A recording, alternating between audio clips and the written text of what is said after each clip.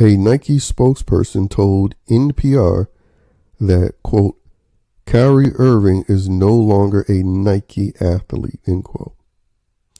So, there you have it. Now we wait and see if the black Hebrew Israelites and all these other pro-blacky blacks that do nothing but run their trout, will they stop supporting Nike? Quick answer, no. Oh man, again, this situation is just funny. Especially since, Kyrie Irving, has recently been made one of the symbolic leaders of some imaginary movement because he shared a link to a film that's also a book, which, by the way, the Jewish CEO, Andy Jassy, said it's going to stay on that platform. That's a side note. But Kyrie shared the link to that film, and, he became symbolic leader. So much so that he had 100+ guys show up at his return game, disturbing the peace, making a bunch of noise. And this is despite him representing everything that they claim to dislike. Weak sellout. Because he humbled himself and did all 6 of those items that they listed for him to do. Donated that money, went through sensitivity, training. I mean, you could tell with that interview he did with, was it Ian Beckley? Did those 6 steps, and despite all of that, he's still been let go from Nike. And again, he's been let go from Nike. He's been let go from Nike not because he's been talking about white people. Because, again, they allow these idiots, pro-blacks, to do that so they can think that they're actually doing something or saying something. No, he got let go because he shared a link. Didn't even say a word. He shared a link that was seen as being insulting towards a demographic that don't view themselves as so-called white. And again, I've been saying this for some time now. Like, dissing white people is the weakest thing that you can do because obviously it's something that's allowed. It's something that the mainstream media encourages people to do because they attach this white title, to things like the nuclear family and patriarchal rule. So, of course, they want that to be insulted and demeaned. But when you actually get specific about groups, like call out the LGBTQ, call out feminist females, when you're talking about white people, you specifically call out white liberals, Democrats, or highlight things like the CCP.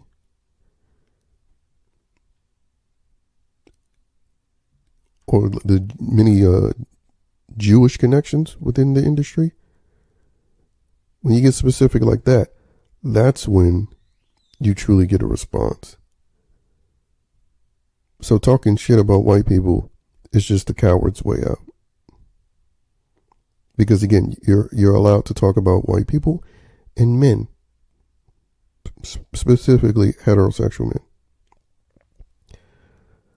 But again, I'm sure they will still see him as some sort of symbolic leader because they like to cheerlead these athletes and entertainers, even though, especially with this Kyrie situation and even with the Kanye situation, it's proved that they're all just a bunch of owned tokens who, whenever they step out of line, they get spanked and they either humble themselves or they get ousted. But Kyrie left a tweet in reaction to this, and this is what he had to say. He stated, quote, anyone who has even spent their hard-earned money on anything I have released, I consider you family, and we are forever connected. It's time to show how powerful we are as a community. Well, he didn't tell people to boycott Nike. Because again, if he did that, they would have suspended him again. But again, these are the type of people these fools want to choose as their leaders. Just because they wear Black Lives Matter, which again is funded by people like George Soros. You know, just because they give money to this specific black family, which again, it's an image that they want to promote, because usually they're giving money to some matriarchal-led household, so they want that to be a thing that's supported. Gives money to the WNBA, they see him, oh man, he's really about the people. When no, he's about what he's permitted to do, what he's allowed to do. And he wasn't allowed to share that link, so sure, he was able to get back into the league, but he had to do those 6 things. And then he still have to suffer some ultimate serious consequence beyond those 6 acts of contrition. He also had to lose an endorsement deal permanently, which Nike is the one.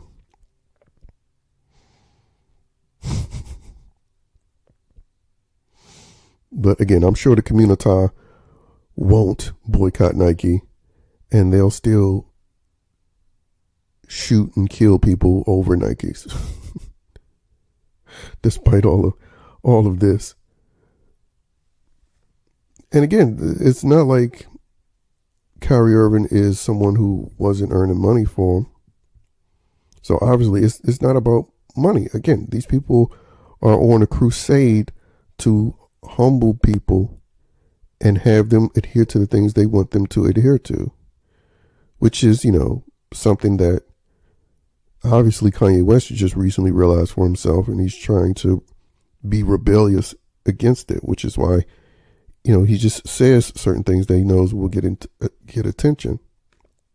But that attention that he's seeking is just a reaction, basically, from an adult child who's realized, oh yeah, there is this glass ceiling. And he just happens to be one of the ones that actually wanted more, you know, actual ownership and power over his own brand. You know, again, something like what Prince advocated for.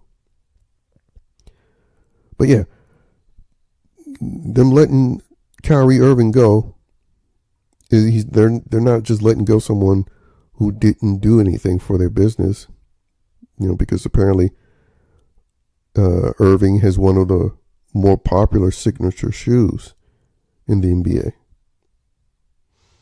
But because he linked people to jargon that they, you know, that they don't want to be elevated, you know, he's gotten his spanking from Nike. And so, yeah, again, they'll let you back in, but they're going to humiliate and embarrass you a bit, and you're just going to have to be willing to take it. Or they'll take it to another level and give you the Kanye treatment. You know, and I'm sure Kyrie doesn't want that. And so, you know, that's why you see him putting out these humble tweets in response to being, you know, quite frankly, unfairly let go. It's unfair, but I still find it funny. Because again, this is a woke on woke crime situation. But again, it also exposes that all these loudmouth pro-blackity blacks, they are everything that they claim conservatives, specifically conservative blacks, of being. Which is being thirsty for so-called white approval, which again, that's just what they call everything that has any sort of power. But yeah, desperate for that approval and willing to do any and everything to keep in their good graces. I mean, again, this is what they classify, especially non-white conservatives, of being. But every single time they get exposed for being guilty of the very thing that they love accusing people of. And again, it's just another classic example of projection. But yeah, we'll see if those calls for Nike being boycotted will actually occur. I mean, Gillette got spanked significantly for their anti-male ad. So people have made that happen before. We'll see if them as a consumer base is really as significant as they claim. But first, they would actually have to be willing to stop supporting Nike. But odds are it's not going to happen because it never does. They just like to make noise.